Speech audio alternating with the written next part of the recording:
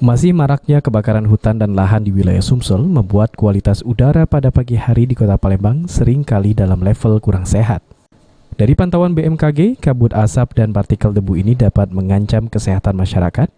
Untuk itulah warga yang beraktivitas pada pagi hari di luar rumah dihimbau menggunakan masker. Kepala Satuan Klimatologi Kenten BMKG Sumsel, Nuga Putra Tinjo menjelaskan, kondisi udara pada pagi hari di Kota Palembang dari pantauan alat PM10 seringkali kurang sehat. Kondisi udara kurang sehat ini biasanya terjadi pada pagi hari pukul 3 hingga 5 subuh dan secara bertahap turun lagi menjadi sedang pada siang harinya.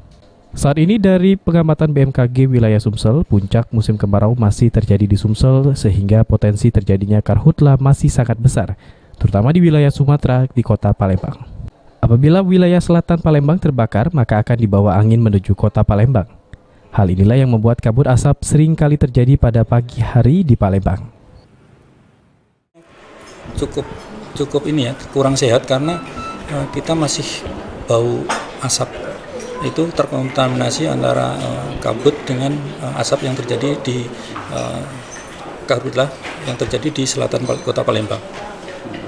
Itu kondisi tidak sehat artinya mengganggu masyarakat ya Pak?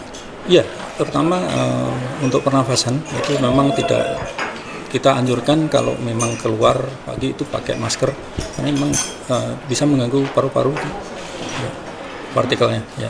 Memang kondisi musim kemarau, puncak musim kemarau di bulan September ini masih terjadi kebakaran hutan dan lahan, terutama di wilayah selatan Kota Palembang yang karena kondisi anginnya masih dari timur sampai dengan selatan, nah itu asapnya bisa masuk Kota Palembang.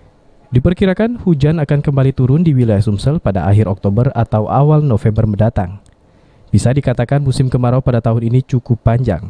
Akibatnya, kabut asap seringkali terjadi di Palembang akibat terjadinya karhutla. Julius Lumban Gaul, PAL TV.